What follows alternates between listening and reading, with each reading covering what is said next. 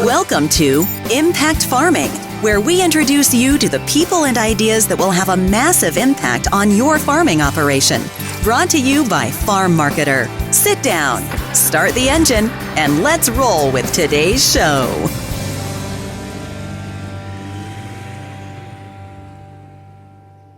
Hello, everyone. Tracy here. Welcome back to another episode. I am so thankful to have you joining me for another fantastic conversation. But before we dive right in, a quick word from this week's sponsor. Soil health is under pressure, but real solutions start below the surface.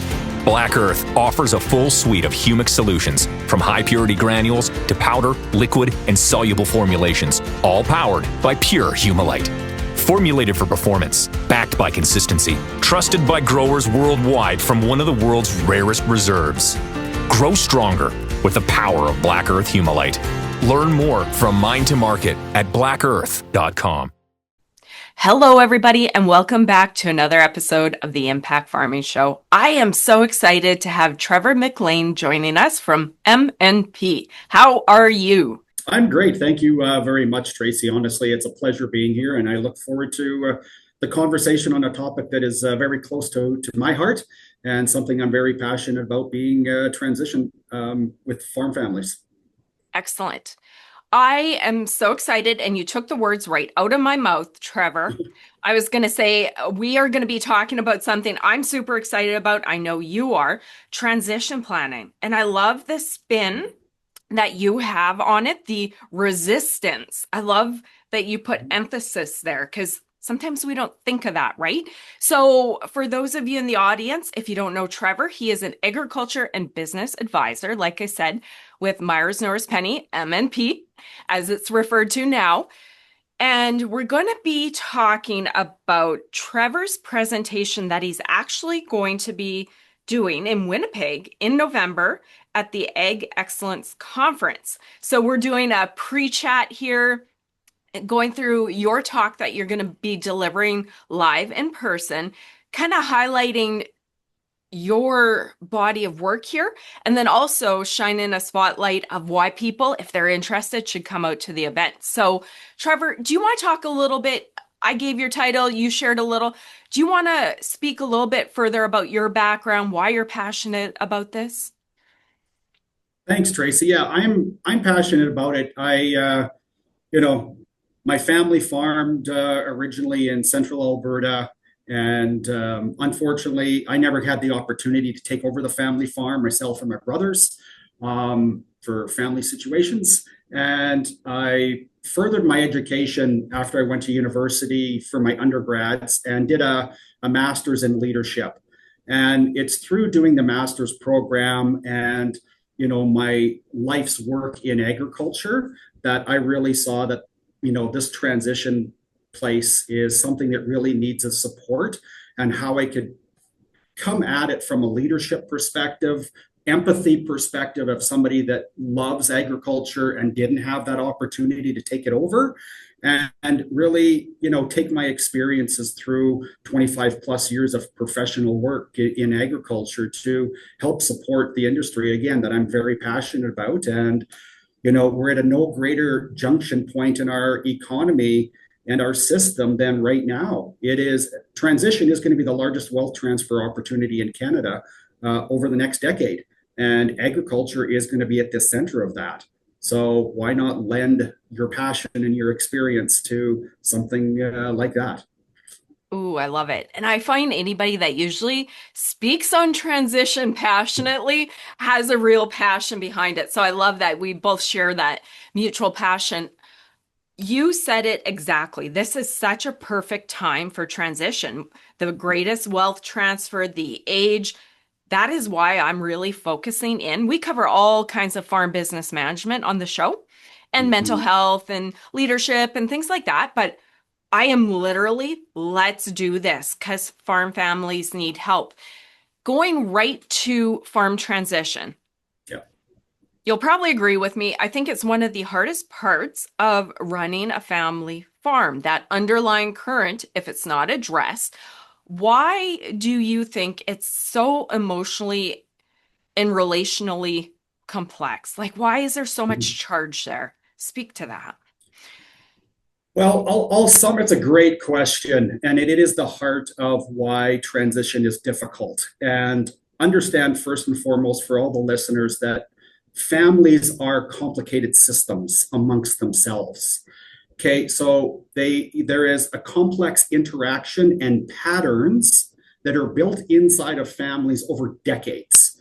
You live together, you work together, you know each other's hot buttons, you know all of that stuff, right? And so you know each other's good, bad, and the ugly. And we often are opportunistic, and when we choose to bring up the old stories and when to push the buttons.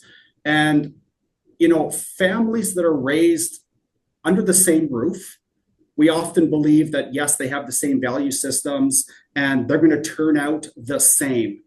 Unfortunately, it isn't that way, right? Because the time and place, the maturation of the family, the matriarch, the patriarch, the economic situation that they're in changes with each child, whether that's every 2 years, every 3 years, over the course of 10 years, if you have 3 kids. Okay, your emotional maturity as an individual, as a parent, changes. Therefore, how that child is raised, even though the value systems is center and core, how the child is raised and the circumstances and the offerings of each child is different. So therefore, when you go into the stage of transition, all of these patterns and personalities now come out because people are at different stages of life. They have different experiences with the individuals and with the entity itself, the business at its core, right? So the emotion of it is really what comes out during transition or even thinking about transition. It's very difficult, right? It's balancing, all of the different things that go on in everybody's head. There's multiple actors involved, and everybody's going to come at it with a different perspective. Ooh, I love that answer. I love going deep because I think we all know, it's not about a will or an estate plan, really. Like, if they're saying, well, I don't know how to do that will, what I hear is there's a million things here I'm concerned about, and I don't have the courage to talk about it because it's taboo. That's kind of knowing, being an entrepreneur, a person, farm family, seeing farm families. That's just what I hear. It's not this. But I love that timeline you gave and the different players, and that was nicely said. Thank you. Okay. I love it. Yeah, I love it. I love it already. We're just like 2 questions in. I have some good questions for you. We're 2 questions in and I'm already so excited. So your topic at AgEx is going to be called Navigating Resistance and Farm Transition. I want to ask you what resistance commonly looks like as an entrepreneur. I know that because I read a lot of those entrepreneur books. I'm like, oh, okay, that's resistance, Tracy. But like I just alluded to, when we're feeling this way or not doing something, resistance is at the core, right? Do you want to speak to that in your presentation? Yeah, so resistance, Tracy, and for the listeners, is going to show up in many different forms. And again, I go back to the comment I just made earlier, and it's about the personalities that are involved and how they were or weren't engaged in the business and how they engaged or their role in the family. Okay, so resistance starts with the patriarch and the matriarch as I can't choose between fair and equal. Therefore, it's easier to push it off, right? It comes back when you look at your kids and you look at your estate and you look at your business. That's typically one of the first challenges that the parents have. How are we going to divide what we have? And if you know agriculture, then hopefully you'll respect the statement that ag is very rich in assets, but highly fluctuating in terms of cash flow. So it makes that decision of fair and equal really hard until you go through a process with the individuals to figure out what is fair, what is equal, right? The second form of resistance, I'll say, is anxiety. So anxiety is going to show up between does the individuals have enough money? Is there enough resources in the ecosystem of family business and ownership to go around, right? Everybody's just unsure of, there's too many risks, too much uncertainty in the whole environment. Therefore, it's easier just not to deal with it right now. The whole anxiety about it. Viability. Very briefly, viability is about, hey, can the farm support everybody that needs to or wants to be part of it? And then making sure that the growth plans or ideas around what the business could do, that it's there. It's that opportunity financially is there. Okay, so there's, the financial aspect. Another one we often hear when I do these presentations is we're just overwhelmed and we don't know where to start. So we're just not going to start because, man, it just seems very daunting. Like I can't even start. So where am I going to go when I do start it? So it's easier to kick that can, if you will, Tracy, down the road. The other one would be there's already, call it miscommunication in the family, in that there's no clarity about what's the goals of the individuals, what's the visions for the business, for the family. There hasn't been any planning done whatsoever to help guide where the resources are, where they need to be at the right time, right? Final one, second from last, I'll just throw in, on top of the communication is there's already underlying family conflict or family dynamics, right? So once again, when there is that, it's pretty self-explanatory. Oh my gosh, we already have this going on. I can't add anything new to this pot, right? It's already a witch's brew. So my goodness, I'm not going to dive into something as complex and daunting as transition. So we're just going to stop. We're just not going to go down that road. And hopefully, those conflicts or family dynamics somehow will resolve themselves through the passage of time, right? We often see conflict avoidance, inside of families.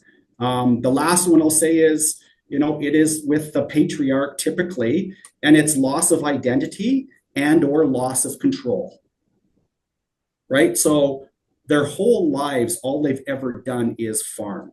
They're known in the community as that person that runs that farm, right? And by stepping out of that, do they lose their identity? Do they lose control in the system that they've been involved in for 40, 50, 60 years? And what am I going to do? What's my purpose now?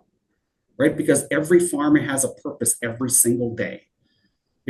It's, I get up every day. It's like there is Paul Harvey. Oh, yes. Right? That story of why God made a farmer. Yeah. That just sings so true to the heart of what a farmer is. And to give that up is very daunting for many people. Yeah. Trevor, right? you nailed it. Yeah, go ahead. No, it just, every situation, understand the resistance is going to be different for every single family and for the personalities and the members that are involved in that ecosystem. So that's how you have to tie it all together, is you have to respect, have empathy for all of the different actors in the system. And there's so much. I find, when I started this show, I started doing it and doing some episodes about transition planning. And then I'm like, I got overwhelmed. That was 8 years ago. And I would almost say, even personally, as a show host, as a person that asks questions, maybe I didn't feel like I had the maturity, the wording, the experience. I got frustrated because I'm like, this is so big. How do I bring it in to help our audience? I left it for a bit and did little episodes here and there. And now back in season 7 and into 8, I'm really going into this. I'm like, I don't care how hard, how big, how uncomfortable, like every one of those things that you just said are an episode in themselves, right? Because that's like the magical sauce. If you can get farmers over that thing, then you can start moving, right? Yeah. It is, it's like, the analogy, peeling back the onion. Mm. But you have to peel back the onion for all of the stakeholders. Oh, You can't just go to mom and dad and say, tell us, what do you want this to look like? Because what mom and dad want it to look like may be very different than what son or daughter or grandson or granddaughter want it to look like. What's their vision, right? Agriculture, Tracy, as you know, has changed so dramatically in the last, I'll just look at the last decade, right? The advent of technology and AI and autonomous everything has changed what we can do and how the actions inside of farming is done. So the possibilities for farming going forward are very different. And you can't always apply those historical practices to today's landscape and get different results if you don't adopt a new mindset, adopt technology. So you have to uncover each of the actors by themselves to figure it out. ooh, that's a lovely little puzzle. I admire the individuals that sit across farm families and do this work because that is a special and much needed form of service. And that's a certain person that can hold and facilitate that. Okay, speaking of conversations, sometimes they stall. Let's say they're trying to work on this internally, and I could see where people get stuck. Like you just spin in a circle. You don't have new knowledge, same fights, all the same background. Yeah. That's why I always bring on individuals like you and encourage farm families to get somebody to come in and help. So whether they're trying to do this on their own or somebody's helping them through, conversations do stall, emotions run high. Do you want to speak about how families can just go, okay, this is crazy, or I'm frozen in fear. How do I move forward?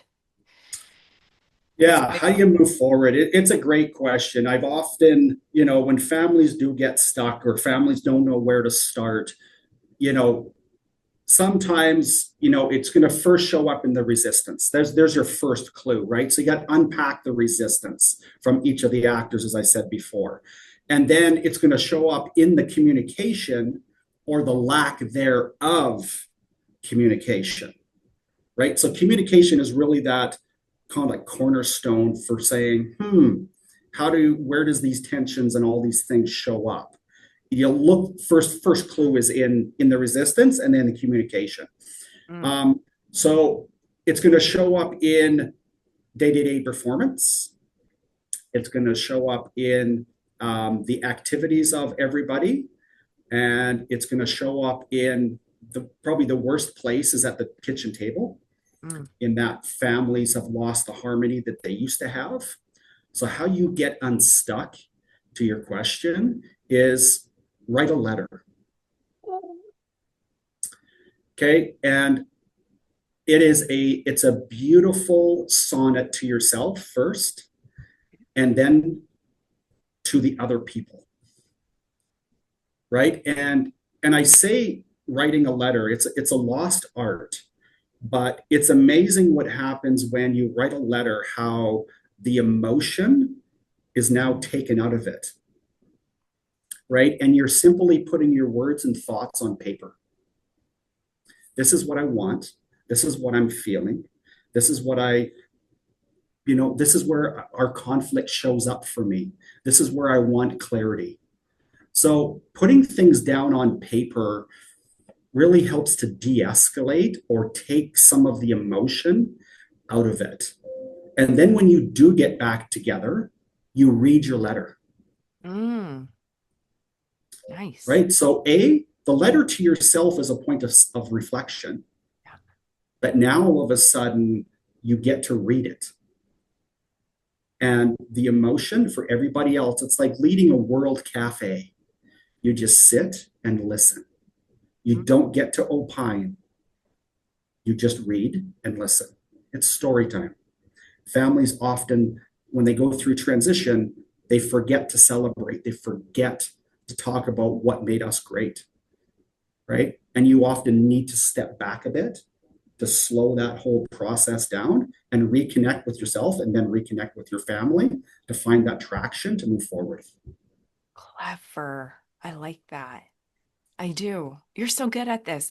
I want to share something. It's fun being on the show and asking questions here, but sometimes I share the stuff that's really deep down.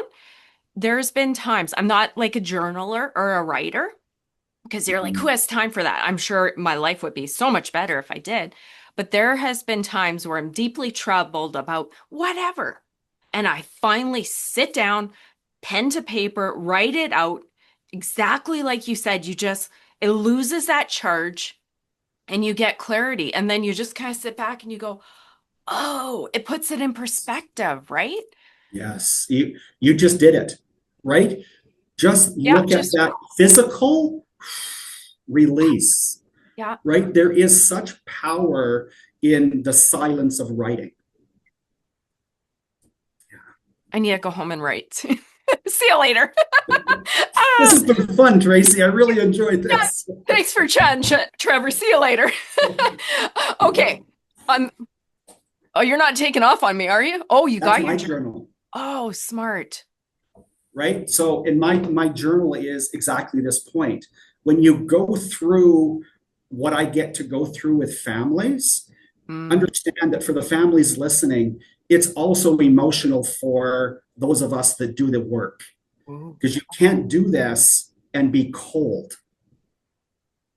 Right? So I need that outlet for myself to do the exact same thing. What was the aha moment for me in that conversation, in that discovery process, through the journey with a certain family? What did I uncover? So it's the same thing, just in reverse. It's very powerful. I'm glad I shared that then, because you shared your practice. Amazing. Thank you.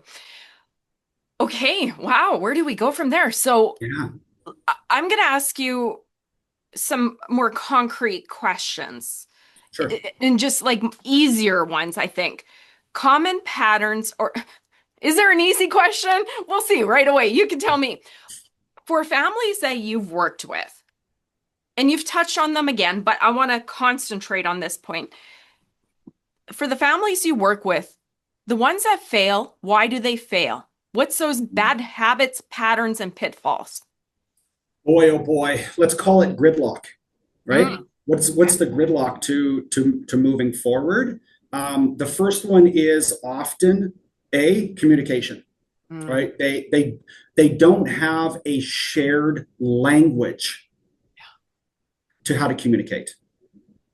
Okay, so they're coming at it from different tones, different language use, because they're different generations. So you got to find a common language, right? The next one is start, again, creating a shared purpose, right? So have the conversation about the goal and the purpose and the vision of what it is you're trying to do. Look at the end goal first. Create your North Star, and then, what do we want this to look like, and what does that time frame look like? Break it down into its simplest forms, and then, much like journaling, document it. Document your thoughts, document the conversations, document the decisions, and then share it. Make sure that you're not keeping, those decisions. Don't hold them in exile. Don't keep them from other people. Share what you've shared with each other and the decisions. So everybody, again, is moving forward in lockstep. Yeah. Okay. That's good. Right? Okay. I'm sure you could add a list of about 15 or 20 like bad habits. If there's anything on that side you want to touch on, go ahead. Otherwise, I'll flip it to the positive, the ones that succeed. Yeah. What makes them succeed? Well, gosh, dang. Yeah. What makes them succeed is look to get support through your process. Look for an advisor to help the family, facilitate this journey. And it is a journey, and just get comfortable knowing that it is a journey. It's not a transaction. These things are going to take time. So find somebody that you can work with.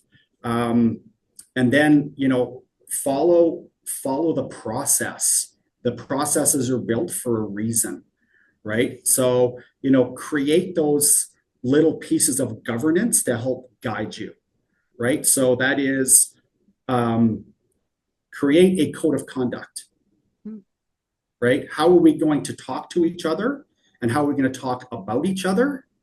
What is out of bounds, what is in bounds? Create your code of conduct. Potentially create your family charter.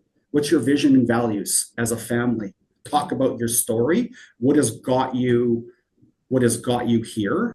Think about your business and creating that organizational structure. You hate to use the word, I don't use the word professionalize your farm business, but formalize it. Right? So create some structure around roles, responsibility, authority, accountability. Yeah. Right? Create that for everybody that's going to be involved or is involved in the system today. Decision-making framework. Often families have this gridlock around making decisions. Don't know if you have the authority to do it. Everybody's stepping on each other's toes. And if you have employees, then employees get really confused because I got told this by this person, and now somebody else is telling me something different. So making sure you've got guardrails up for everybody. Create agreements, family employment agreements, okay, your family employment contracts. Create timelines. Timelines create accountability. Gives you a target, gives you something to look forward to say, hey, when we reach this milestone, let's give ourselves grace and let's celebrate. Oh, nice. Right? If you never celebrate and never recognize that you are moving forward, it's a long journey. Boy, it can be really overwhelming and daunting if you don't pause and just celebrate some of those accomplishments. Communicate. Families that are successful that get through this, they communicate, and they often over-communicate.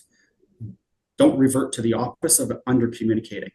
And even if it's informal, I would suggest to most families use a complement of informal communication, i.e. texting or group chats, to formal communication, as in family business meetings and family meetings. How do you integrate each of those? And then when you show up for each of those meetings, everybody's got to know what hat they're wearing, right? So that means coming prepared. Oh, this is an ownership meeting. So I'm not going to talk about family issues in the ownership meeting, right? Establish your guardrails. Milestones. Successful families will take it one bite at a time, right? How do you eat an elephant? One bite at a time. Take that same sort of approach to this journey. I think I've used the word a couple times now, Tracy, about grace, right? Give yourself grace, but also give the other people grace, because everybody's going to be coming at the transition process from their own perspective. You have different personalities going around, and everybody has to be allowed to come at it in their own form and their own way. But the reason for having established, call it governance, those check-in meetings, is to allow that check-in from the individual. How are you doing? Where are you stuck? Right? Are you on board with this? Are you not on board? What do you need to get on board? Yeah. Right? So that's the patience and the grace piece. And then the other part of that is the accountability piece, though. In successful families, they hold each other to account. So sometimes that means establishing or getting a family champion, right? So that family champion is that person that family members can go to talk through something they're struggling with. Okay. Right? They can help be that champion. They're unbiased, they're trusted, but they're also that accountability coach. Is that mom? Is that mom usually? Or you're saying outside? Outside, yes. Okay. Mom is often the CEO, right? Chief Emotional Officer. That's kind of where my brain went when you said that. Yes. But moms often, again, Moms, more than anything, they want their babies home for all of those big celebration moments, right? Christmas, Thanksgiving, Easter, all of those big events. But mom often is polarized in the process because she often can't choose. So that family champion is somebody, potentially an aunt, an uncle, a trusted advisor that the family knows, that can again come into that system and help guide, be a sounding board of reason, but isn't attached to any outcome. That's the unbiased factor that an advisor gets to have. And that's why having an outside person come in as an advisor works, right? Because we are unbiased and we don't have an expectation of an outcome. Yeah. Right. We are just, again, that outside person trying to support the family get to where it is they want to get to. And it's, yeah. Even if I think of it here, even if you have the communication skills, the conflict management skills, the detailed knowledge of how to transition plan, and you were in the farm family, I don't think it's still a good idea because you're so biased. Like, you need somebody for all the skill set, right? For all the skill set, but the fact that they're unbiased is just so important, because I can't see clearly if it's my family farm, right? I have a agenda. Bang on. That's a beautiful word, the agenda, right? Everybody's quietly has their own agenda, perspective, There we go. Yeah. coming Goal, into it. whatever you Right. want to call it. Yeah. Exactly. So it's unpacking that objective or that bias and why you need somebody that is, independent of that system. Because amongst itself, the three circles that your listeners may be familiar with or unfamiliar with of family, business, and ownership, understand that those three circles in a family enterprise become interdependent and interconnected. So what happens in one system influences or impacts the other two. But what we know from doing this work is that the system that has the greatest impact or influence is the family system. Oh, okay. Right? So you just got to be able to, again, that's the unbiased piece of having an advisor or a family champion help to, again, steward that family through this process, through the journey. It's very important. Okay, I like it. Trevor, as we're going, I keep on wanting to go down these little rabbit trails, but they're like each an episode. So I'm like, nope, Tracy, nope. One conversation here. Literally, I'm thinking of about 5 different episodes with you. So let's touch. I have 1 or 2 more things I wanted to ask you. And then really for anybody in the audience, if you are young, mid-age, older, and you're interested in farm business management, succession planning, I'd encourage you to try to get out to Winnipeg if it's possible. You'll see Trevor live and in person, and you're doing a panel. Actually, touch on that. You're going to actually have 2 young farmers up on stage. Do you want to speak to them? Yeah. So it's always, I love fireside chats is what I call them, right? And the reason they're so powerful and impactful for families and for the audience is because you actually get to hear the application of theory with real world, right? Why is it that somebody like Trevor or other family business advisors doing this work, why do we encourage families to go through this process and get uncomfortable with some of the things that you're hearing, right? Formalization, governance, having intentional meetings. Like, these things are uncomfortable. Agreements? We don't need agreements. Right. Well, you do. And take it from those of us that do the work and the people that are going to be on the panel. Why do you want to go through a process? And that's the beauty and the call of that, again, the synergy of taking the application of theory with real world practical experiences, where those fireside chats are so powerful, because you get to hear, again, the good, the bad, and the ugly. So the individuals that I'm going to be on stage with is, a young lady that's going through transition of their family farm in Victoria, and another individual, he's got a family farm that he's involved with in Manitoba. And so very different perspectives. One is in supply management, one is in cropping. So you're going to get two very different, perspectives on how their transition went as their family. The preparedness of the families, was there conflict going into it? What did it look like? How did the family personalities play into part? All of these things are just wonderful nuggets that, again, it creates a beautiful story. And I've done these many times over the years. And it's amazing, Tracy, that the comments that come back is, wow, like doing the fireside chats is so eye-opening. It's so, again, I hate the word powerful, but it is. That's very powerful because these are people that are allowing themselves to be at their most vulnerable, right? They're exposing their good, the bad, the ugly, their journey. They're taking questions from the audience. They're taking questions from Trevor, somebody they may have never met before, right? And wow, it just sits with people going, yes, I know why now. This is a process. It's a journey. It's a destination that's worth the planning. Nice. I am excited to watch you up on stage and take in the fireside chat. Funny enough, having people that have gone through transition on the show is something I've wanted to do. But to be honest, I haven't pushed very hard because I'm like, is anybody going to want to just, what is it? Open the closet doors of the family? So that's great because it's relatable. Right. Right? A lot of takeaways for the audience. I'm excited. It's the perspective that there is no normal, there is no perfect. Yes. Right? Everybody's got different skeletons, different bones. Yeah. Right? And, when you open up the kimono, it's amazing how many families look like you but aren't identical to you. Right? So it's like, yeah, okay, this is really reassuring.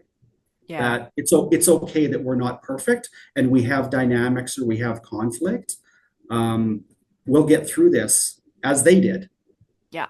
With proper planning. Nice. I love it.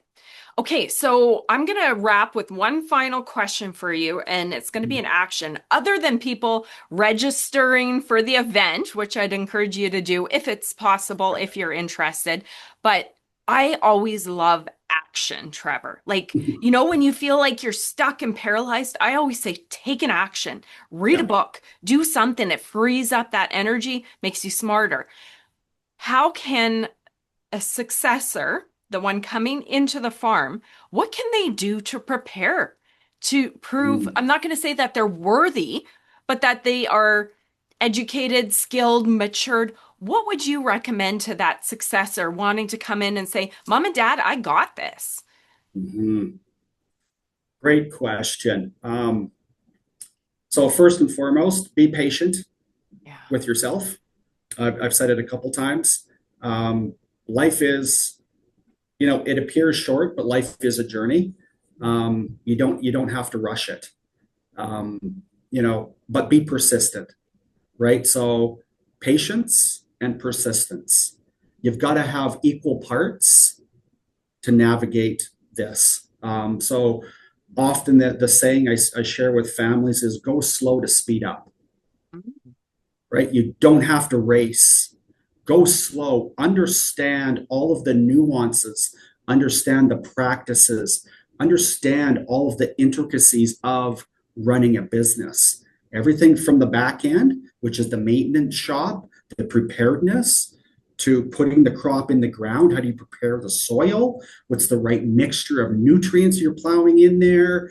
To harvesting, putting your crop plan in place, risk management, marketing, all of those little things, they take time. And understand that most practices in agriculture, we get to do them once a year, right? We plant once a year, we harvest once a year, we breed, we get a calf once a year, right? All of these singulars make our timeline for learning and knowledge transfer much longer than other professions. And this is a profession, right? So give yourself grace, but be persistent. Leads to the second P, or the third P, I guess, would be have a plan. Write your plan down. Timeline, what it is you want to accomplish at each stage. Give yourself milestones. Have a strategy for each milestone. And again, by writing it down, we're not cavemen. We have pen and paper. We have tablets. They can be modified, those plans. So allow it as you go along your journey, modify your plan and share it. By sharing it with somebody, you're asking them to please hold myself accountable. Give me some feedback. Do all of these things that you normally do in practice if you weren't a farmer, but you do it in actual business. Seek an advisor, seek a mentor, an outside peer group. Love peer groups, right? It's getting comfortable in that kind of environment, and communication, right? For that next generation, understanding that communicating is so important to having clarity and making sure that everybody's expectations are aligned, because having alignment, for timelines and expectations monetarily wise, all of these things, they need to fall in sequence and in order. And the only way you get that is by communicating. So don't rush. This is a very tough profession that can be extremely rewarding if we allow ourselves grace, the patience, to get there. We don't have to run. Oh, Trevor, that was brilliant. Beautiful words of wisdom to wrap up. I am looking forward to seeing you in person, meeting you, watching the fireside chat. If anybody in the audience wants to connect with you on social or MNP, if they want to find out more about, I always go old school on that. Like, I entered agriculture years ago, so I'm like, Myers Norris Penny. I have to deliberately do MNP. They want to connect with your team there that helps families walk through this process. How can they do so?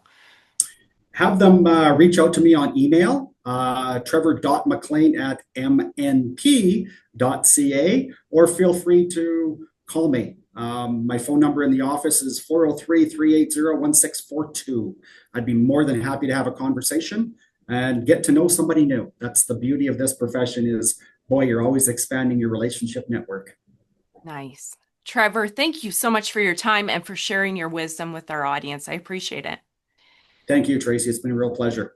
Thank you. You are so very welcome. You guys in the audience, if you enjoyed this as much as I did, try to get to Winnipeg. Otherwise, like it, share it, and get it out there so other farmers like you can hear this episode. Thank you. We'll see you next week. Bye-bye. You've been listening to Impact Farming. For more great episodes and articles designed to help you manage and grow your farming operation, head on over to farmmarketer.com. Don't forget to sign up while you're there. We will see you on the next episode.